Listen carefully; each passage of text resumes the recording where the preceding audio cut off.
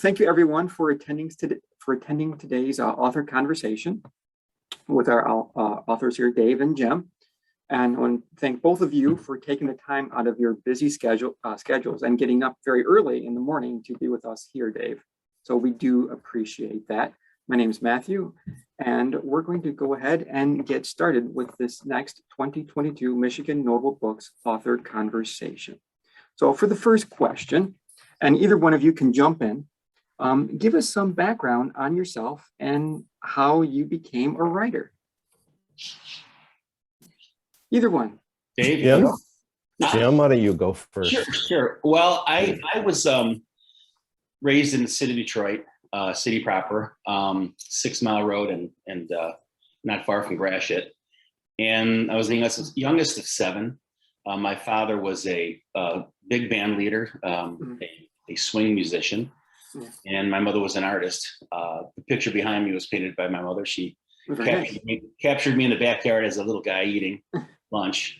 And I attended public schools and ultimately Wayne State University, and where I majored in English.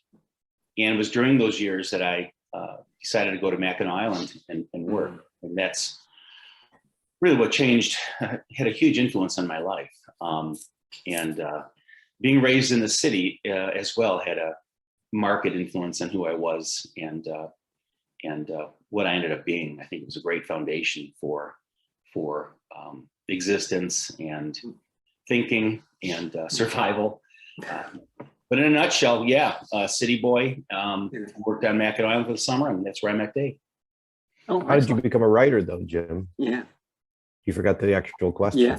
I know. I sometimes I feel like I don't think I became. I think it evolved. As a young kid, I was a television boy.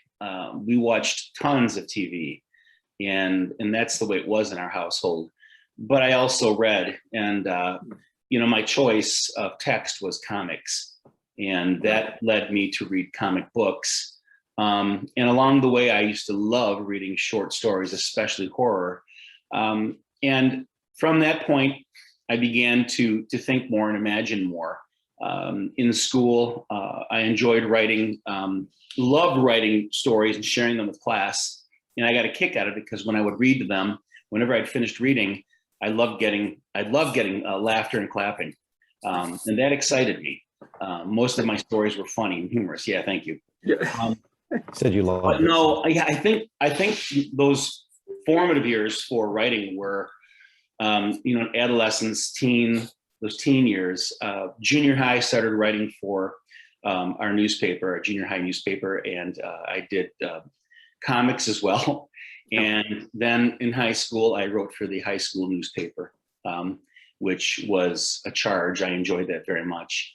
But I also dabbled in my own short stories, and that's where it all really began. And when I began my career at Wayne State, I was able to really sink my teeth into the idea of literature, responding to literature, but also along the way doing more writing in a sophisticated platform. So, and fiction became my friend.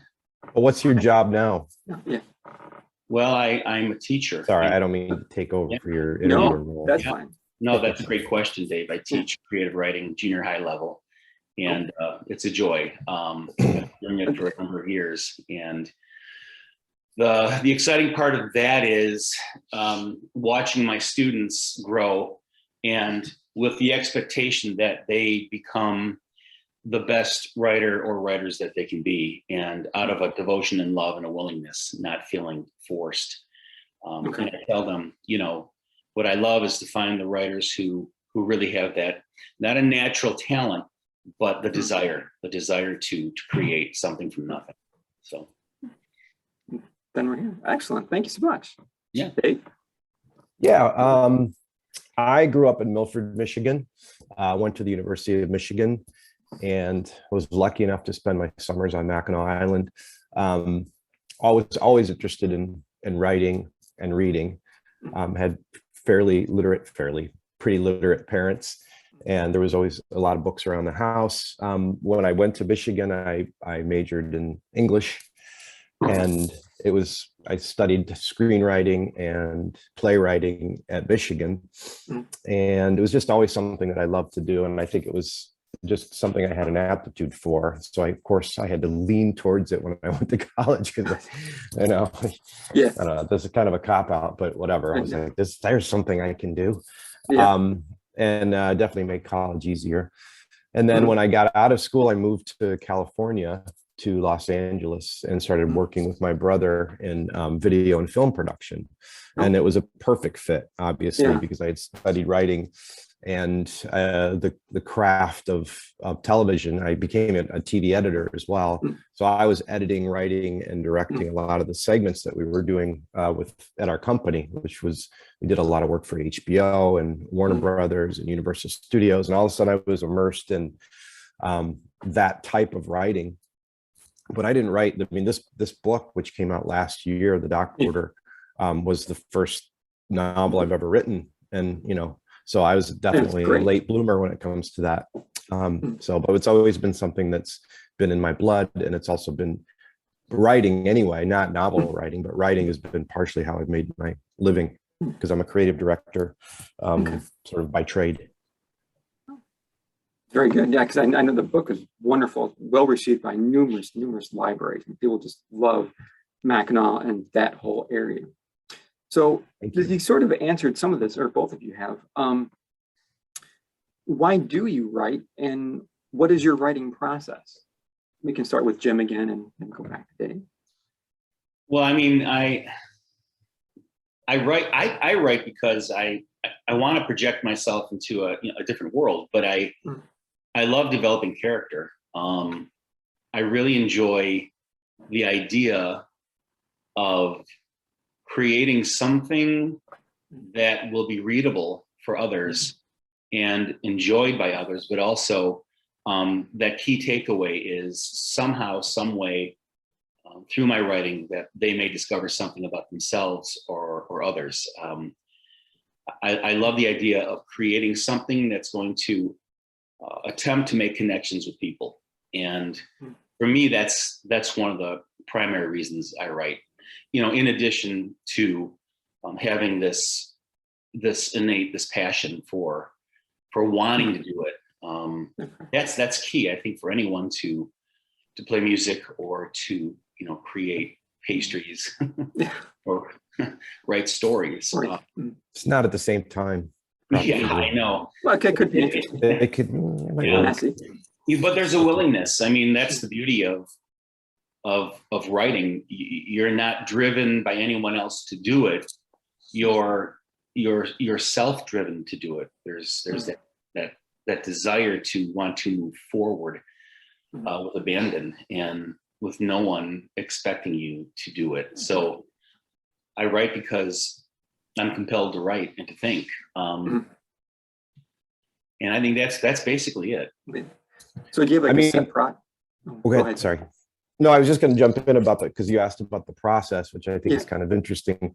I'm not, writing is whatever it is to whoever. I think everyone has their own way of working through things. But the way, what could be interesting, I think, to your audience is how Jim and I work together specifically, because I live in the Philippines. Yes. Which is 15 hours. Well, 12 hours ahead of Michigan, or Toledo, where Jim lives. So the real challenge of writing this one, the backstory of this book is that it was originally a movie script, which I had developed years and years earlier, because it's very much based on our experiences working as dock porters back in the late 80s. So the script existed, and we can get into that in a little more detail, but the process of writing was that we had to communicate, much like we're communicating right now, and read over sections and divide up sections that we wanted to basically novelize, because it was already a script. There was already a pretty strong outline, obviously, because it existed as a script that was almost funded. So but we had to go back and forth, and we would get on long calls, sometimes hours, and go back and forth with we divide up sections, read it out loud, analyze it, have a screen open, have a third screen open, or we could actually go through and do copy edits and change live. So it was a pretty, obviously you have to go to your own corners to craft the words, but you got to get it together. So there's two people and really edit it and figure out if it's making sense and try and make it better and fight it out. So I always thought that was a pretty interesting part of the process, that we were writing together in completely different hemispheres. And, that could have been a recipe for disaster, but it actually turned out to be a lot of fun. Yeah. And a very successful, I think, from our vantage point. I'd like to think so. I'd like to add too that it was really interesting when Dave contacted me. It was almost serendipitous. But when I was younger, and actually by the time Dave had contacted me, my ritual for putting things together was that I was not the kind of person to just start writing and just fill a page. Freestyle. I really wasn't that kind of a person.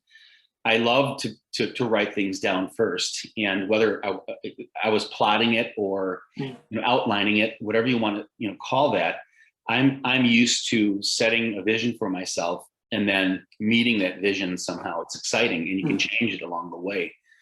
Dave and I have a wonderful process that allows us to see things in advance, and we have the freedom to revise and make changes. But nevertheless, that vision, those pieces are, for me, and I'm going to speak for Dave as well, for us, they're critical, and they're also enjoyable. It makes the process really interesting and Jim, talk a little bit about the specifics. So, like, what was your like the real logistics? He's there. People would be interested in knowing. I touched on it, but from your perspective, like this idea of collaborating across the world, huge distances, on whatever we were well, using. People have asked Facebook me, Messenger. That's pretty cool. I mean, I think it's cool, and I was part of it, and I find it interesting. Yeah.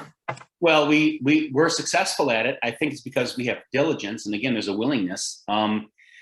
We communicate through various means. I mean, it's email, it's Facebook Messenger, it is Facebook, telephoning or phoning. I don't know that we've done FaceTime, Zooming, but we do a lot of screen time. I had somebody ask me one day. No, they made the comment when I said that Dave and I at times, quite often, work 12 hours.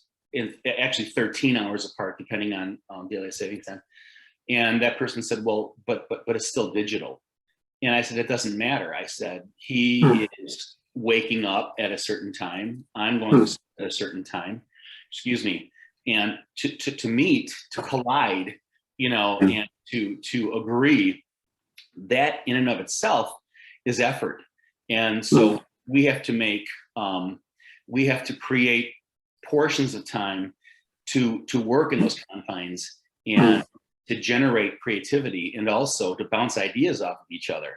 So it's not easy. No, it's a lot of logistics. It's a lot of there's quite often many different forms and ideas of logistics, or examples. But we do it. We get it done. For example, I think.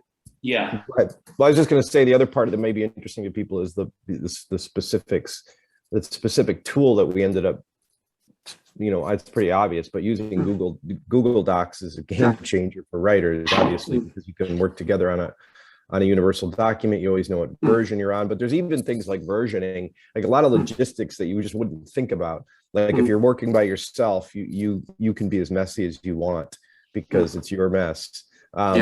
But it's not that way when you're partnering with somebody. You really have to be, clear about the versions of the Google Doc that you're using, and make sure that each, everybody's literally lined up, and we have folders on the, it's super organized, in the way we work, because it's again, with two people, you can't afford to be sloppy. You have to be pretty buttoned down as far as at least the organizational part I mean, the writing is always going to be sloppy because it's humans, and that's the definition of writing. Yeah. But the sort of the process and the logistics behind it is pretty organized, which is cool and hard. We had to get that really ironed down and before you even break it. Yeah, before you even start, because again, you can just see where that could go like completely pear-shaped if you're not buttoned down on all of that. Well, I mean, it was over quite a while ago already. When we began this venture, we were meeting and we were doing a lot of novelization of a script, and that was really enjoyable, but it wasn't without work. And so we came up with something, a process that worked for us, and we were I think we were prepared for it, and we made it happen. Given the separation of us and geographically, we came upon this way to write and collaborate, and we made some decisions up front to move forward, streamline the process. And without that kind of an association or agreement, out of respect for one another, and to be open-minded and yet critical, again, it's about the willingness to move forward. You don't have those things up front, you're going to become silos, and your writing is not going to become something done in tandem. It's going to be argumentative, it's going to be one-sided, and it'll be influenced by that. But Dave and I, we have a way of integrating, we have a way of respect and revision. And I'm not rambling when I say that we spent a lot of quality time putting words down and in a really wonderful piece of work that Dave wrote, novelizing it. And then when that was done, then we sat together at all hours at any time of the day to make revisions, to look at things diacritically, look at things from a paragraphing, dialogue, etc. And then when that was done, then we sent it to editing. And then when the editing was done, we decided to do another editing phase. So, this process is both interesting. It's wonderfully difficult. That's it. Wonderfully difficult. Wonderfully difficult. Yeah. That's good. It's great. Yeah. Well, the one thing that was kind of interesting that Dave mentioned before is he had it down, the story down in a certain form to try to sell it, I guess would be maybe the appropriate term. Yeah, well, originally it was a script. You got to sort of have a document. Yeah. But then at what point did you change it and say, hey, this could be a great book. I need to talk to Jim. I mean, what kind of sparked that? Yeah, well, what happened was it had been around for quite a while as a script, and then I was really pushing hard on that with my brother Scott, who's my partner, years ago, and we worked together for a long time in Los Angeles, and that was the world that we were in, which is movies and TV, and it was definitely gaining traction. And then my life took a major change, which is that I ended up moving to the Philippines with my wife and daughter. Excuse me. And that obviously took me out of the game as far as filmmaking goes, but I was still directing commercials, and I had a successful company here in the Philippines. Not here, I'm not there, I'm in Vancouver right now, but it was not the idea of making the Doc Porter into a film was not feasible, because obviously you have to be in the country, bare minimum. And so I kind of put it aside, and I pull the script out every 6 months and stare at it like a mental patient and just wish, trying to think, because I still loved it. I knew it was great. I just felt it. And it was starting to become one of those sort of dreams that got away, which we all have 4 or 5 or 100. You can't do everything you want to do in your life, but that was sort of that one hurt a little bit, because it was just I just could not shake it. And then during COVID, I was listening to a lot of audio books and reading a lot, and And then I pulled out that script and I was thinking about like, wait a minute. Yeah. I mean, it's just so obvious that it's kind of embarrassing to admit that I didn't think of this earlier, because I've been in the Philippines for 12 years. So it became, my light went on. I have extra time. It's, it's a weird time in the world. Everybody's a bit down. This is a very positive, uplifting, funny story. It's a perfect way to relive those times. But I really wanted to do it. I really wanted to collaborate. And I enjoy working with other people.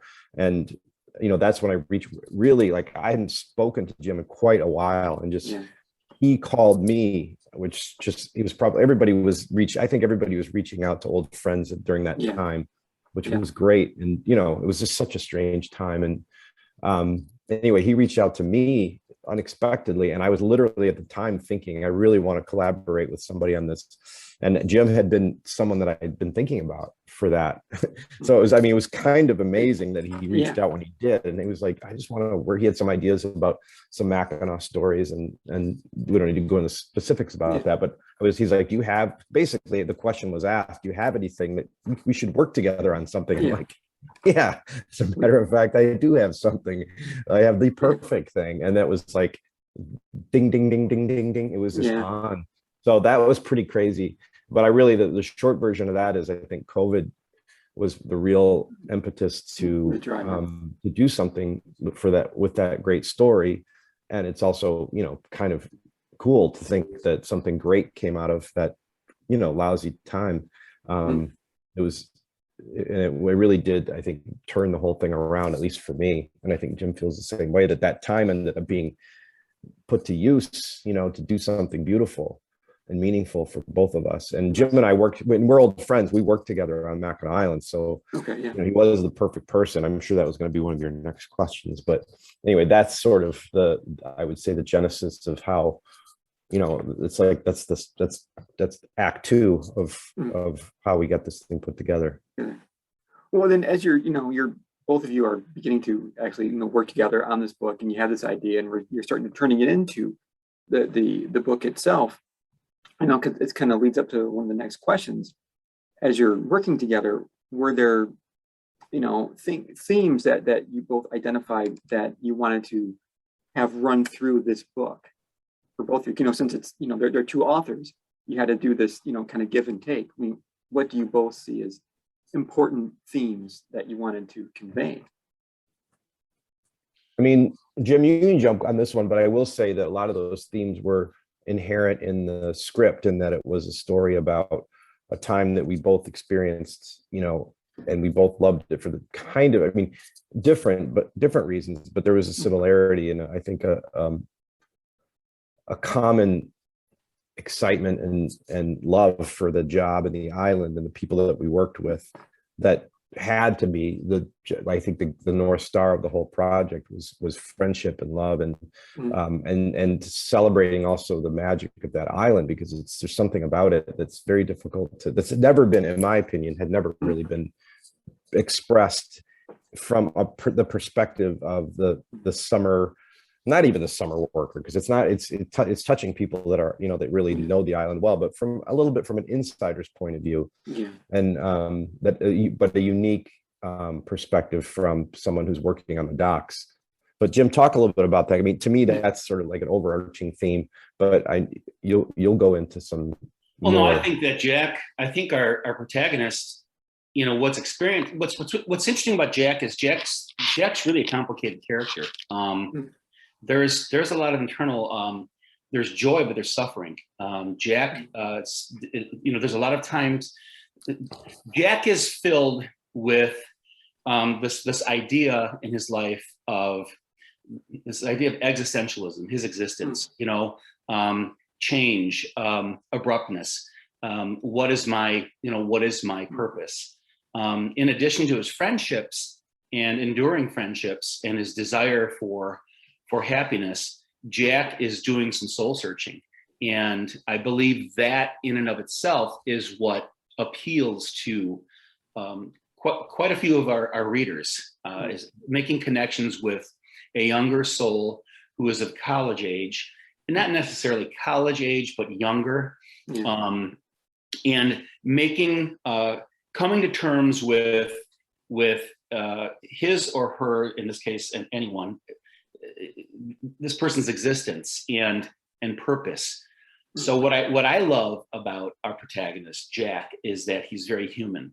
And if there's one key theme for me, it's a combination of self-discovery, but also the whole sense and idea of realization of one's purpose. And in the end, as a result, becoming a stronger and more contented human being. And I do feel that Aaron, being his not only his friend but also a romantic interest, she complements these things, and she's a shadow, a reminder of strength and moving forward and conviction. She's kind of like this silent, stoic pillar of ivory, and that he can lean on. And even though this does occur, she still has her humanness as well. She's capable of being broken, and she's capable of experiencing change. But nevertheless, that combination offers readers this universality of life experience. So I have one interjection to that, which is that, I mean, to keep it on a more simplistic level, there's also I think change and fear of change is a theme that runs through the entire story. And this is a character that kind of feels like he has everything figured out, and all of a sudden realizes that he doesn't. And that's a very common theme with young people, but I think it never ends. It's like every time you think you have it all nailed down, look out.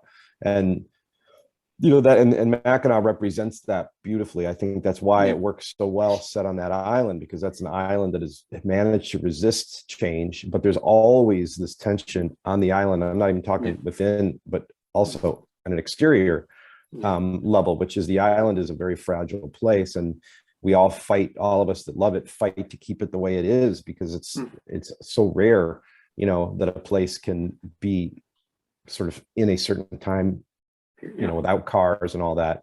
And so I think that makes it a really interesting place to come of age, because your entire existence is coming to grips with the fact that you have to change, that nothing is going to stay the same. But you're in this place that's sort of like all about not changing. So I don't know. I think the change aspect is pretty cool. And I think it becomes much more interesting and vibrant and obvious when it's set on an island that's sort of able to resist change. I think if there's a recurring theme in our work thus far, it is this on one book. Right. Our body of work, all 372 pages.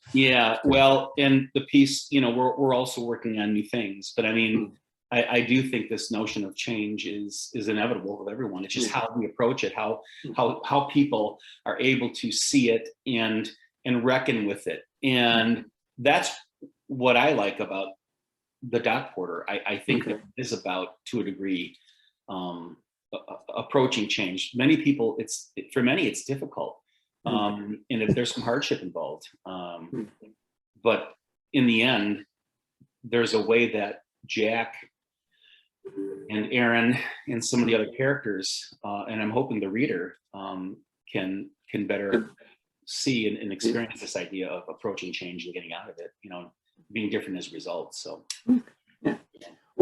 well, listening to this back and forth, it leads me to wonder what you both think was the hardest part of this whole writing process, because you talked about the whole distance and collaborating and the different themes or whatnot, but what for you personally was the single most hardest part of putting this book together and publishing it?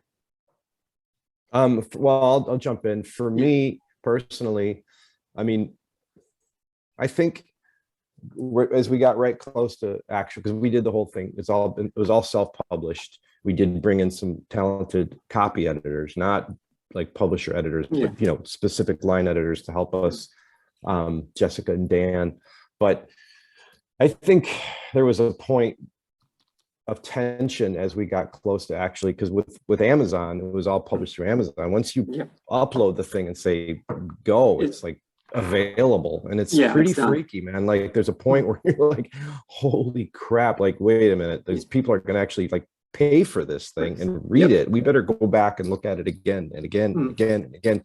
So I felt great about the story because I knew I'd been living with it for a long time, and I felt like it was very personal, and I thought it was beautiful and, you know, imperfect, and like Yeah. everything that you ever do, it's like a painting or whatever, it's never finished, but Yeah. I felt very good about it and proud of it. But at the same time, I thought, man, I was more worried about the actual logistics, like things like just mistakes. You know, there's so many words. Yeah. Something that's like 75,000 Yeah. words long. You're like, there's got to be at least 100,000 misspellings. I don't mean, it sounds weird, but I mean, I was more worried about the mistakes or potential mistakes. And it turns out, knock on wood, there's a few, but very few. And that turned out to be, you know, that's because we obsessed about knowing that it was going to be a product that was out that people could buy like any other, and they could buy any book they want. And if they buy your book and it's full, it's like amateurish, it's over. And I started to that, I never even thought about that until it was like just about time to publish. And that, I think, was the scariest part of it, and the hardest part for me to get my arms around letting it go and saying, there's a time where you have to just send it out into the world and hope.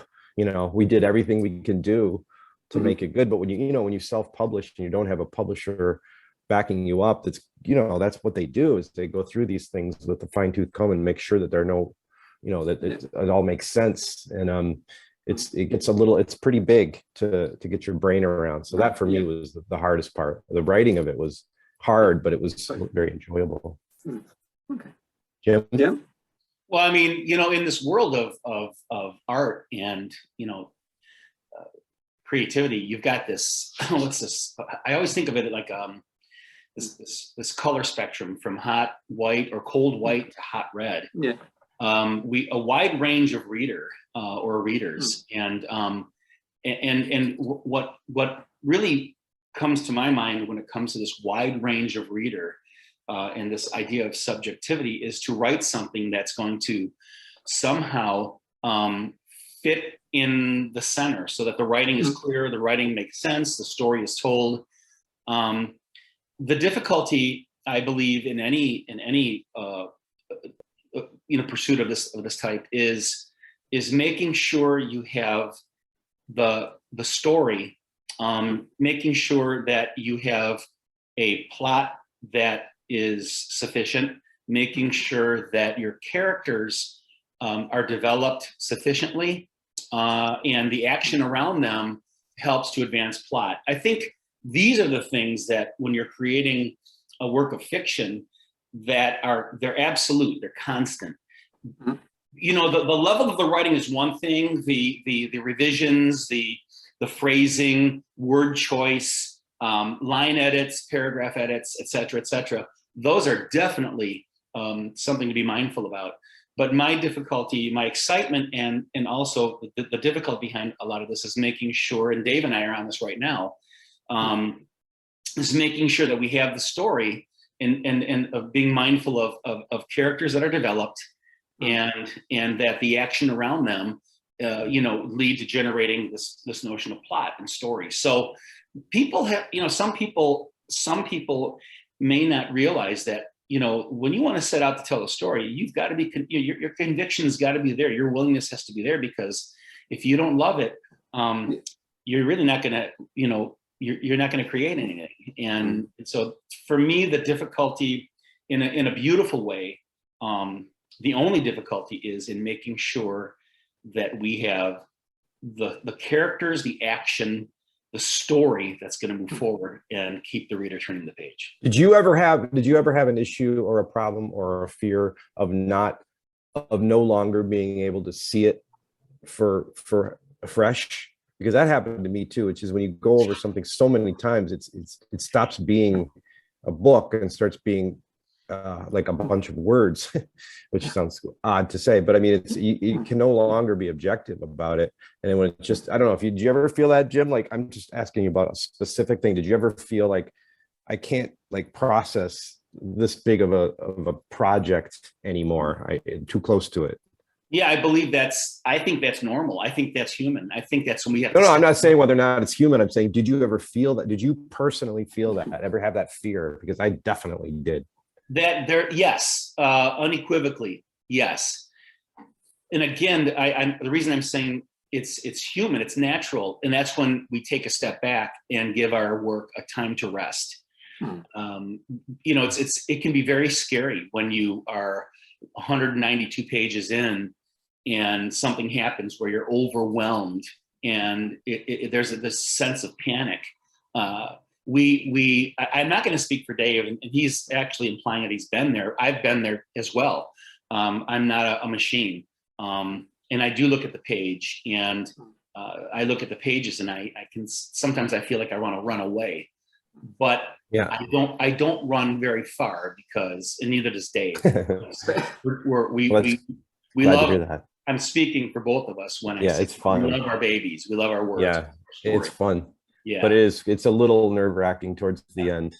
Like, let's be real. No one else has seen it. Matthew, really. Dave is, we love what we're doing.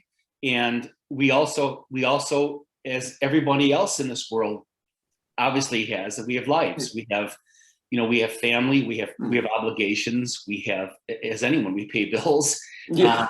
We have concerns, but what I personally love about this is that everywhere I go, no matter what my situation is, I know that I've got a good friend who's really cool, and we really have something dynamite that we're working with, and that's really kind of it's therapeutic. Yeah, it's uplifting, man. Well, it kind of brings up a different interesting question from my perspective, and I think hopefully from a lot of the listeners is, you had this like self-published item that you've collaborated on, and it was a scary time, and you publish it, but then all of a sudden it became a Michigan notable book. So what do you think about that, going from one extreme to the other, and what does that mean to you of having it selected? I'll go first. It was amazing. I like I said, I lived far away, and I lived in Los Angeles for years and years, but obviously wrote a book about Michigan. It's about Mackinac, but it's about Michigan, and that is who I am. In my heart, I've never changed that much. I've been all over the world and had a lot of adventures and everything else, but I still feel very, very connected to the state of Michigan, or I wouldn't have set it there, and or put the effort into writing something that's set in Michigan. And I think it comes through, and I think Michigan people love it, and that for that reason, I think it resonates with, and I'm perfect. I said this to Jim in the very beginning. I'm like, listen, if only people on Mackinac Island buy this book, I'd be happy. It was always a very specific audience in mind, to be honest with you. It was not a universal audience. And so to have it get recognized with an award that's very much about Michigan is beautiful. It's unbelievable. So couldn't be better. I couldn't feel happier than that. Of all the things, to have real Michigan people dig it and really means a lot to me. And I don't think that I was shocked that the whole thing has been a bit shocking that it's taken off the way it has. And, but at the same time, I think it's partially because we just did it, I overthink it too much, and I think a lot of people do. And like Jim said before, we have jobs, we have lives. This was something that we did purely out of love and collaboration and friendship. So there's some lesson in that, I think, which is if you don't worry too much about gravity, you might be able to fly, and I think that's a bit how I feel about it. But what do you think, Jim?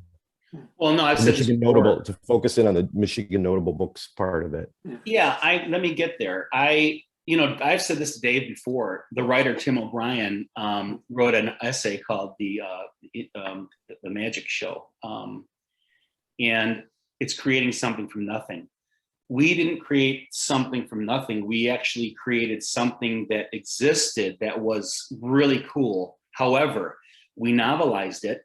We enjoyed the process. We never thought anything beyond the love of our Mackinac community, friends, etc., would be intrigued and want to read this. We enjoyed the process. We had fun doing it. And then all of a sudden, after all of our work, all of our effort, all the hours put in, I'm talking laboring and just speaking and sharing, we had this thing released. Yeah. The greatest feeling in the world is the unexpected pleasures of this life. And never did Dave or I think for 1 minute, we never even discussed the idea of acclaim or anything like that. We set out to get this thing out and read and enjoyed and celebrated.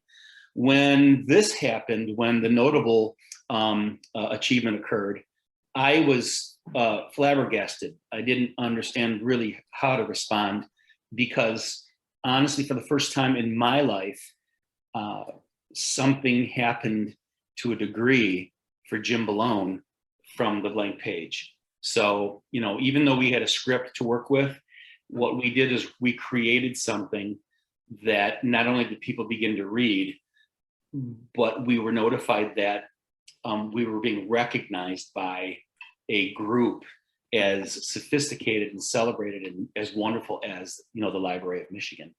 And how wonderful can that be? Imagine that. The other thing to jump in on that is these types of things we're doing right now, these conversations, we've done lectures or Q&As all over at libraries, which is so cool. It's so different and it's so real, because it's like, it doesn't get more like basic about, when you talk about being in a library, everybody knows. And, for me, I was in the Philippines doing all these Zoom meetings, and Jim would be there in person, and he's talking away, and I'm like on a big screen, and I can see people, and I can see the stacks, of books in the background, and the library, could smell it. It was like, it felt like I was in a library, and it was like, oh, this is so, the whole thing felt like very, I don't want to say this to sound condescending, but I actually mean this in the most honest and most complimentary way. The whole thing felt sweet. You know what I mean? I felt like we were connecting to the basic reader, Michigan people who love books, who would go to a library to listen to a Q&A about a self-published book. Like, that is like way cooler than some slick, New York Times book tour type thing, which is, we'd be happy with that too. But that wasn't what this was. It was more, I don't know, it just felt more Michigan to me.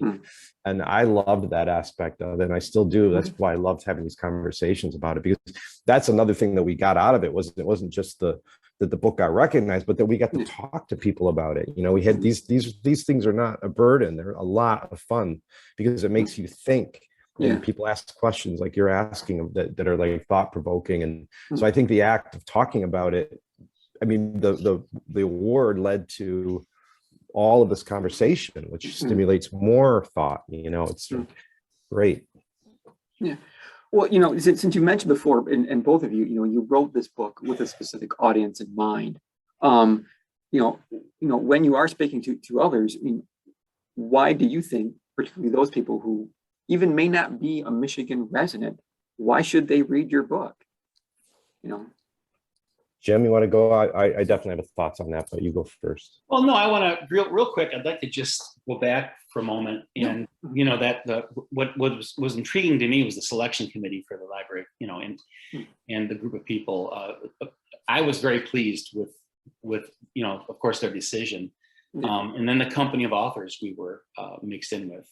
How wonderful it was to be among the group of writers and titles that we shared. And the night of notables it's going to be in my mind forever. I just wanted to say that. I didn't get to go. Yeah. Well, he was there in spirit. Yes, and I saw the pictures. Yeah. So back to the current question, which was the appeal to readers, right? Non-Michigan people. Non-Michigan. If that reader from Ohio or Indiana, why should that person pick up this book? I when I put things together, when I'm writing a short story or sell it, Jim, sell it. This is a slow softball. Yeah. I'm not going to make this long, man. This will not be a diatribe, my friend. But look, it's like this. We know that we know that all good film, all good stories, all good novels, novellas, etc., short stories, they possess this idea of universality in terms of theme, in terms of feel, and being able to make connections.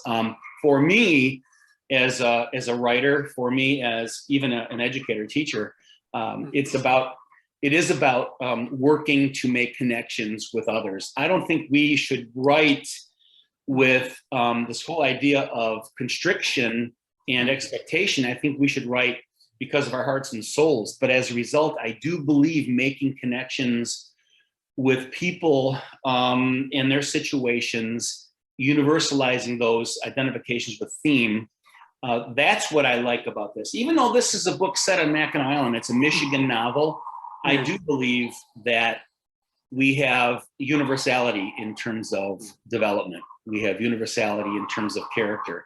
We have an appeal that I believe is global, not just local. So that's what I love about it. And I think this book can be read in Detroit, and it can be read in, Constantinople. Okay. I also think that there's a theme in there, which is that it's in a way it's about that summer that we've all had, and I do think that actually is a very universal idea. I think there's a lot of people when they were young that took a job, and it doesn't necessarily have to be on an island resort in northern Michigan. It could be anywhere. We've all had those jobs, and when we were coming of age and we were surrounded by your best friends, and it's hot in the sun, and you're working, and there's the connections. Everything is more intense. Everything's more magical, and you feel like you own the scene.